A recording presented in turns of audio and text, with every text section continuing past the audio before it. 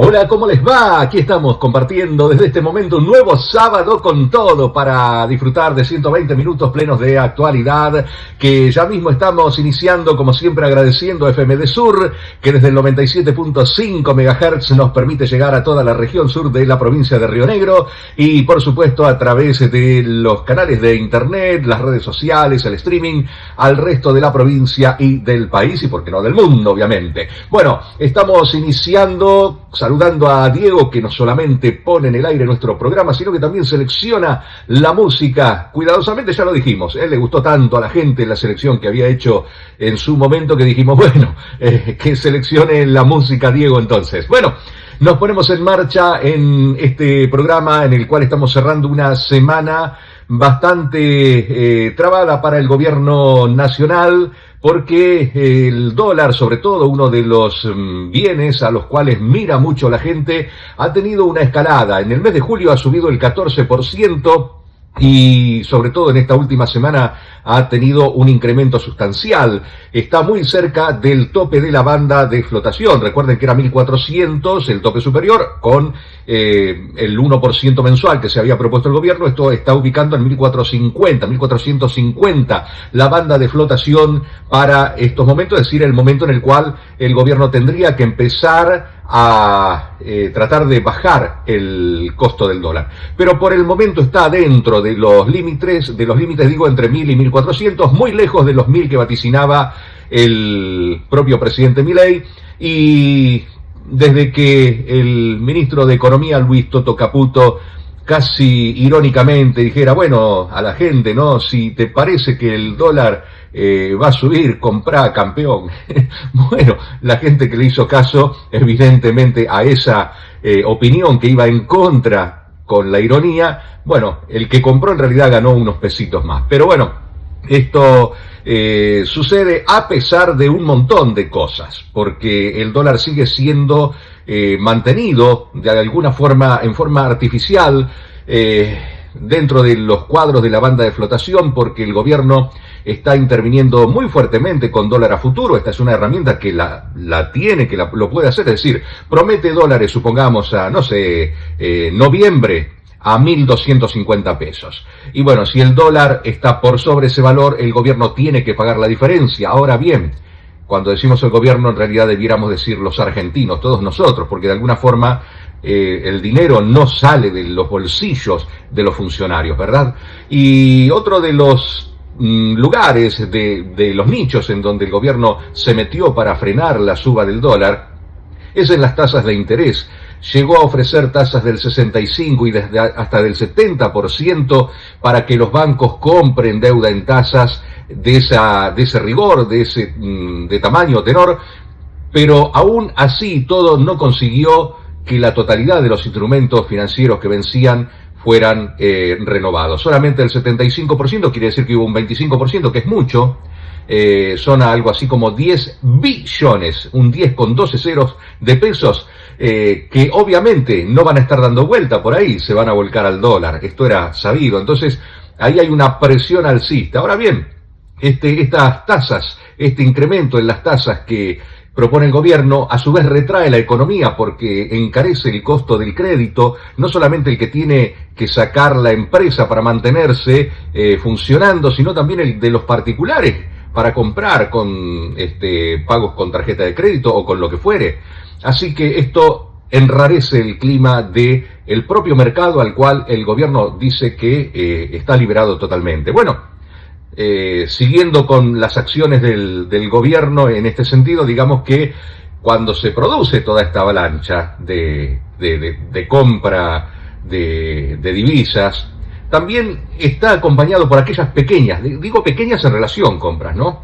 Porque desde que se levantó parcialmente el cepo, allá por el 15 de abril, parece que hicieron una eternidad, pero hace muy poco tiempo, el primer mes se compraron 1.500 millones de dólares, el segundo mes 4.000 millones de dólares, 5.000 millones de dólares el tercero, y así. Entonces, ustedes saquen la cuenta que si a un ritmo de 4 o 5.000 millones de dólares que se compren por mes, no alcanza muy pronto toda la plata que el Fondo Monetario Internacional, también como deuda que en algún momento hay que pagar, le está ofreciendo como ayuda, como salvavidas al gobierno nacional. Así que bueno, todas estas cuestiones son las que en realidad forzaron o fuerzan a mantener una economía como en una tabla, en una marejada, ¿no? En un vaivén continuo. Pero por supuesto, hay que encontrar responsables para un discurso. Y bueno, y el gobierno parece que los buscó en distintos ámbitos, ya venía acusando a los periodistas, ustedes lo saben, los que hacían periodismo, los que decían de alguna forma las cosas como iban sucediendo, los tildaba de ensobrados. Luego acusó también a los bancos, en particular a 3 bancos, a los cuales parece que siempre todos los gobiernos se ocupan de castigar. Y bueno, acusó a estos 3 bancos en los cuales depositó las culpas de esta suerte de corrida cambiaria que hubo. Por supuesto, nada de esto es así, sino que simplemente cuando el gobierno decide un instrumento para que en lugar del que deba sea el Banco Central, el que deba sea el Tesoro Nacional, este cambio de instrumentos no lo hace de una forma tal de que es aceptado por todos los bancos. Y bueno, y los bancos tienen su derecho a decir, bueno, sí, acepto el documento o no lo acepto, porque una cosa es que deba el Banco Central de la República Argentina, que tiene reservas, que tiene dólares, que es el que recibe.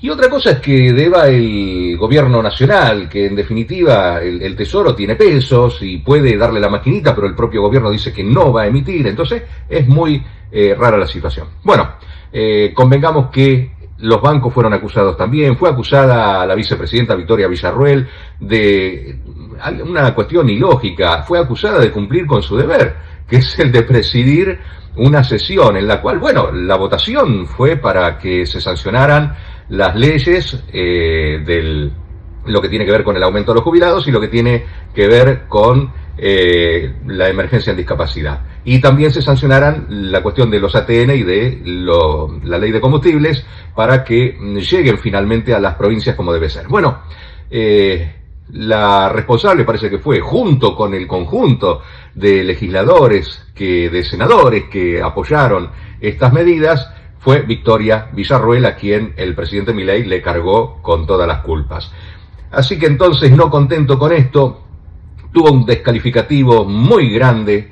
Ya no le alcanzan los políticos, no le alcanzan los periodistas, no le alcanzan los empresarios, no le alcanzan las empresas, sino que ahora los descalificativos son para con la sociedad en su conjunto. Que dijo que esta es una sociedad bueno, no voy a repetir lo que dijo. Pero somos todos. Usted, yo, todos somos los que conformamos esta sociedad, entramos en ese calificativo. Y realmente esperemos que estas cosas, no sé si tendrá que ver con el nerviosismo por el momento que está viviendo el gobierno, no solo en lo económico, sino en lo político también. Pero bueno, esperemos que vaya bajando toda esta espuma que desde siempre ha venido mostrando el gobierno en cuanto a insultos, en cuanto a agravios. Creo que tenemos que aprender a disentir, a tratar de argumentar cada uno desde su postura, lo que piensa uno, lo que piensa el otro, y bueno, y la gente sacará sus propias conclusiones. Ahora, en esta semana también hubo un hecho político muy singular, que fue que varias provincias, 5 inicialmente, se prevé que 3 más se van a agregar, conforman una suerte de liga de gobernadores que aspiran a tener una representación en conjunto importante en estas elecciones de medio término. Se está hablando en senadores de una veintena, no es poca cosa, 20 senadores. Y obviamente su correlato en la Cámara de Diputados, pero sobre todo se está hablando de este armado de cara al 2027, al 2027, en donde una de las figuras descollantes de este grupo, que, bueno, no es gobernador, pero es ex gobernador y tiene un amplio consenso, es el cordobés Schiaretti. Así que bueno, esta reunión, junta, liga, armado de gobernadores, este frente de gobernadores, aparece ahora en el horizonte, en donde va a presionar también al gobierno nacional frente a las leyes, a los vetos, a los DNU, en fin. El gobierno nacional tiene ahí un arco político opositor impensado, porque ya no se puede hablar del kirchnerismo, porque hay sectores que vienen de un peronismo no kirchnerista, del radicalismo, del PRO, en fin, gente afín al Cambiemos. Todo esto ocurre en consonancia con todo el trámite electoral que se viene viviendo en el país, en cada uno de los lugares, en donde La Libertad Avanza también aparece con sus propias problemáticas. Lo tenemos aquí en la provincia de Río Negro, en donde hay muchas cuestiones vinculadas con los armados de listas. Está Tortorielo, que no sabe si entra, si no entra, si va con quién va, porque todos piden estar primeros, ¿no? El caso de Fuerza Patria, es decir, al peronismo no le va la saga. En el caso de Buenos Aires, de la provincia de Buenos Aires, hemos escuchado básicamente, incluso de cara a las elecciones de octubre, el planteo de Juan Grabois enfrentado directamente con Sergio Massa del Frente Renovador, en donde pide los primeros lugares, pide en algunos distritos, en algunos estamentos, los primeros lugares. Bueno, si no es el primer candidato, él dice que va por fuera. Bueno, evidentemente votos no le faltan, porque cuando ha ido solo por fuera del peronismo ha cosechado muchos votos, ¿no? Algo así como un 8% en todo el país. Así que bueno, Grabois tiene. Pero bueno, esto va en contra de lo que se viene armando del peronismo, que es una intención de unificar, como lo habíamos dicho la semana anterior, a lo mejor atado con alambre, porque estas discusiones que hasta último momento no se zanjaban, y tiene sus chispazos también en el interior, porque aquí en Río Negro, por ejemplo, sabido es que Larraburu, representando al Frente Renovador, está pidiendo el primer lugar en la lista de diputados nacionales, de candidatos a diputados nacionales, de Fuerza Patria, como para integrarlo. Si no, ¿qué? ¿Y si no irá por fuera? Bueno, como vemos, hay mucho entrevero en estas cuestiones de los armados de las listas, porque todos quieren ir primero. La Libertad Avanza ya dijo que los primeros candidatos en sus boletas tenían que ser puros de ellos. Sin embargo, obviamente sabemos que hay gente que ha pasado por otros partidos y que hoy por hoy está en la Libertad Avanza ahí en los primeros lugares. Pero bueno, ya vemos que políticamente también la cuestión no está muy tranquila, y esto enrarece la situación económica, y es un ida y vuelta, ¿no? Lo uno enrarece lo otro, y va y viene. Y en medio de todo se siguen perdiendo puestos de trabajo, las empresas se siguen yendo del país, siguen vendiendo activos, o mejor dicho, haciendo desinversiones, como se dice más apropiadamente, ¿no? Bueno, esto lo hemos visto en lo que hace a la energía del combustible tradicional, que ha tenido lugar en estos últimos tiempos en este sector de la Patagonia, en el ámbito de Vaca Muerta, más precisamente, donde hay empresas que quieren quedarse con lo no tradicional, y lo tradicional, sus posiciones las quieren vender.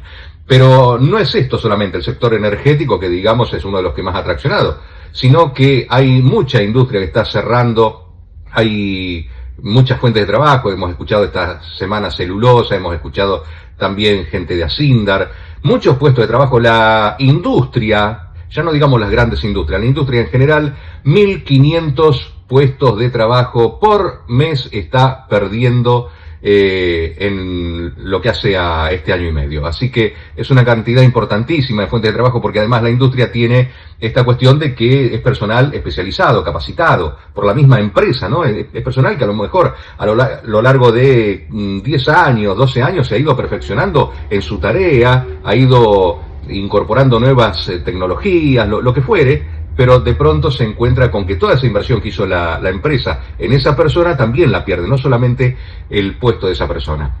Y a esto hay que agregarle que esta movida que ha tenido el dólar, pese a que se dice que no se va a trasladar a los precios, ya las cadenas de supermercados están acusando que les ingresan listas de precios con valores de hasta el 9% promedio superior en alimentos y limpieza básicamente. Así que ya tenemos las primeras repercusiones, que obviamente no quiere decir que va a haber un 9% de aumento inflacionario, pero tengamos en cuenta que hay muchos incidentes que motorizan el incremento inflacionario. Por ejemplo, los combustibles que están atados al dólar y que en julio ya habían subido un 5%, bueno, en agosto seguramente se van a pegar otra reacomodada y van a subir nuevamente. Todo esto encarece los traslados, encarece en algunos casos las materias primas, los plásticos, todas estas cuestiones, y sobre todo también aquellos insumos importados que también se encarecen.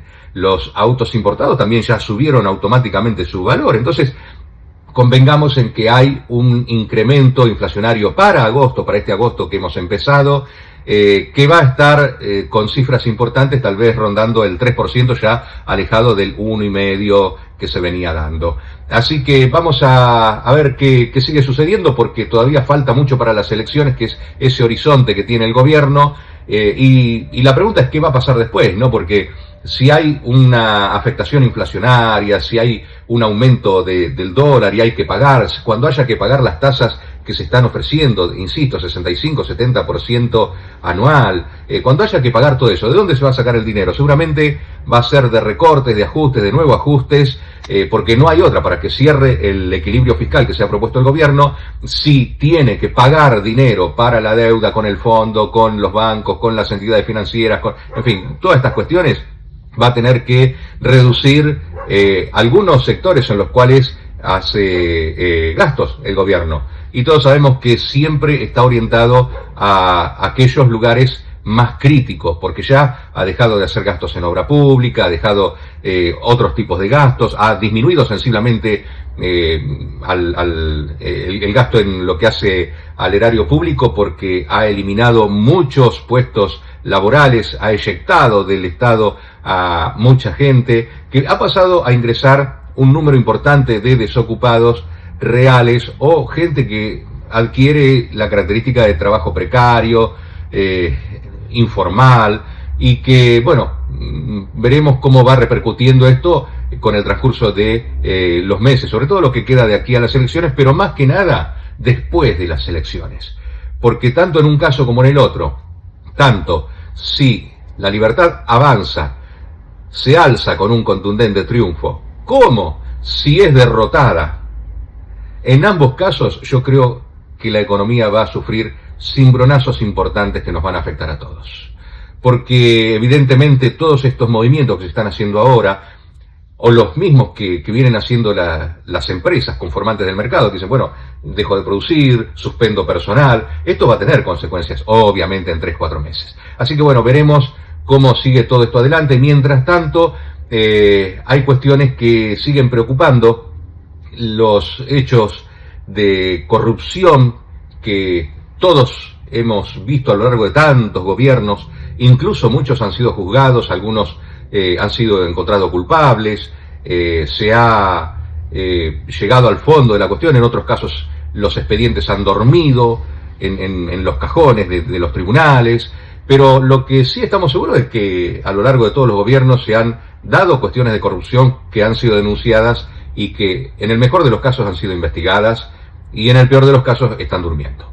¿Y por qué digo esto? Porque hay muchas causas que empiezan a tocar a sectores vinculados con el gobierno. Veíamos, por ejemplo, el escándalo de Libra, que parece que quedó atrás, pero que en Estados Unidos se sigue moviendo.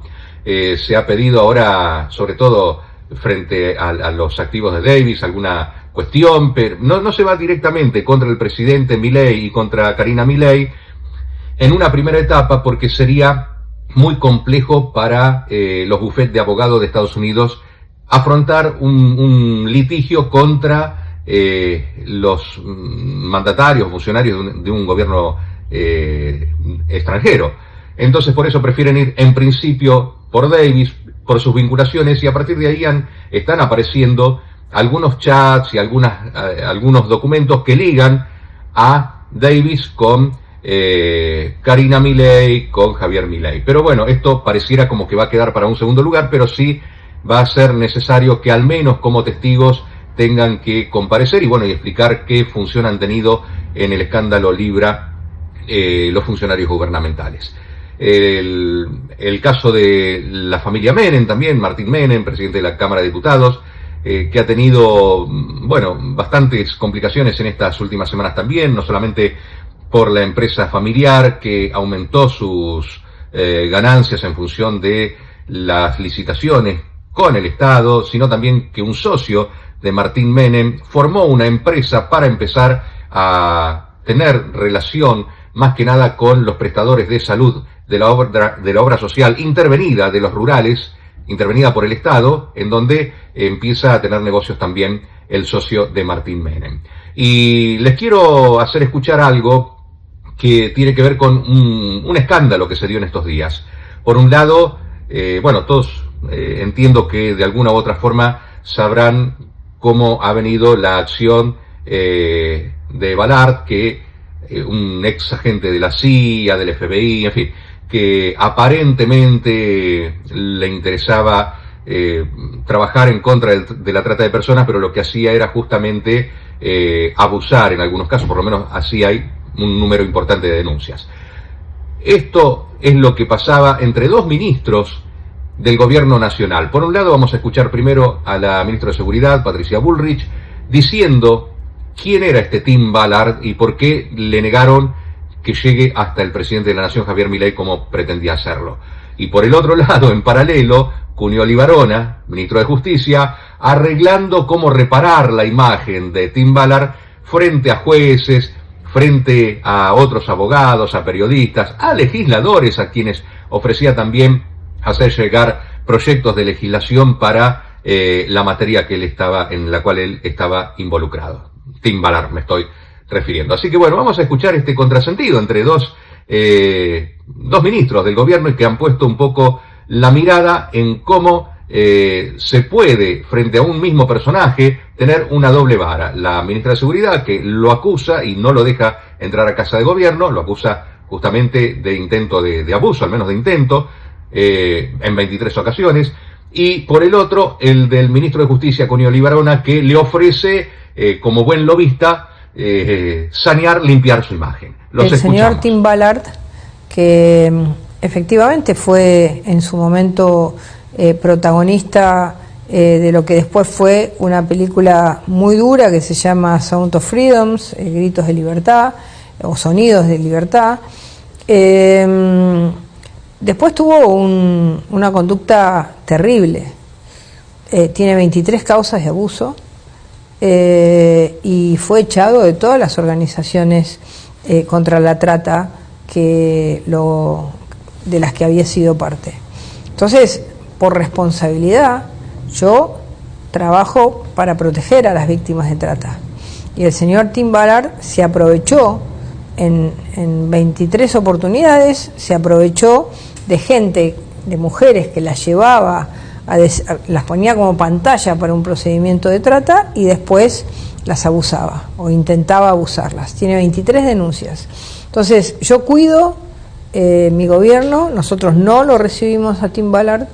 Yo hablé con el director de la película, Eduardo Verástegui, que lo echaron de la organización justamente por esta conducta, y además de eso, nosotros, él quería verlo al presidente y le dijimos al presidente que no, porque el gobierno no puede recibir a un abusador. Yo te puedo ayudar es para cambiar ese malentendido que hubo en nuestro país. Yo te consigo medios. Qué bonito ser esto, qué bonito, gracias. Y yo, sí, me encanta que ya están en los procesos de cambiar. Incluso te digo más, te podría conseguir algunas reuniones con jueces de distintos ámbitos y universidades. Wow.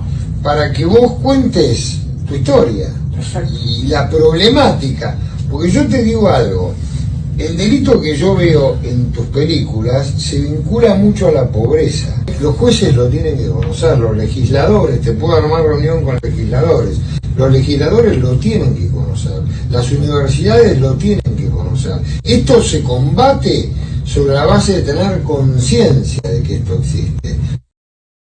Bueno, increíble, ¿no? Increíble las dos posturas que acabamos de escuchar, la ministra Bullrich y el ministro Cunio Libarona. Yo creo que esto en las próximas horas va a hacer que el ministro de Justicia tenga, que tomar alguna decisión, ¿no? O el presidente de la Nación en su defecto. Bueno, ya se nos está pasando mucho el tiempo, tenemos 3 grandes entrevistas para nuestro sábado de hoy, este sábado con todo. Vamos a decirles que en lo que hace a la semana también se conocieron encuestas, y antes de ir a un poquito de música y una tanda para ya ir a encontrarnos con nuestra primera entrevista de hoy, les quiero presentar en la voz de Eduardo Feynman el resultado de una encuesta que se conoció esta semana. El 65% de los encuestados dice que su situación económica personal empeoró en los últimos 6 meses. 65%. El 54% afirma que no le alcanza para cubrir sus necesidades básicas. El 50% siente miedo de perder su trabajo o sus ingresos por las políticas del gobierno de Javier Milei. El 14% logra ahorrar algo a fin de mes, solo el 14%.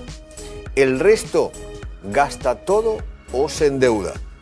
El 65% cree que Milei está profundizando la desigualdad social. El 58% considera probable que el malestar económico escale a protestas sociales o cacerolazos. Nada, encuestas para tener en cuenta. Bueno, ahí teníamos números contundentes de cómo está la opinión de la gente con respecto a la gestión del gobierno. Vamos a tener en lo que hace a nuestro programa de hoy distintos invitados, no se los pierda, ya lo fuimos anticipando en las redes. Va a estar con nosotros Ariel Rivero de Primero Río Negro para explicarnos cómo marcha su armado electoral y charlar de varias otras cosas en nuestro programa. También estaremos con Roberto Vargas, un dirigente que todos conocen aquí en Jacobasi, dirigente sindical, dirigente político, con quien también vamos a hablar y con quien vamos a avanzar en analizar un poco la política y el sindicalismo. Y ahora nomás, tras la pausa y tras la música que vamos a poner en el aire, vamos a tener la posibilidad de charlar un ratito en recuerdo de Elías Chucair, ya que esta semana se ha conmemorado el Día del Escritor Rionegrino. Vamos a tener la posibilidad de charlar, decía, con Claudio Amaya. A propósito del Día del Escritor Rionegrino, déjenme que les acerque un pequeño spot que la gente del Centro de Escritores La Línea de los Sueños nos ha hecho llegar con respecto a un evento que está programado y que queremos compartir con ustedes. En el marco del Día del Escritor Rionegrino y en un nuevo aniversario de la partida de quien fuera el anfitrión literario de Jacobasi, don Elías Chucair, queremos invitarlos a una gran cena show donde podrán disfrutar de una linda velada. Estaremos presentando 2 libros, una antología con recompilación de producciones de los integrantes del centro y el otro libro con un formato no convencional con escritos e ilustración fotográfica de madre e hija.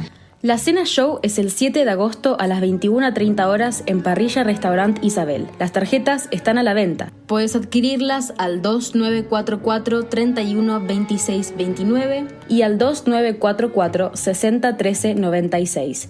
No te lo podés perder.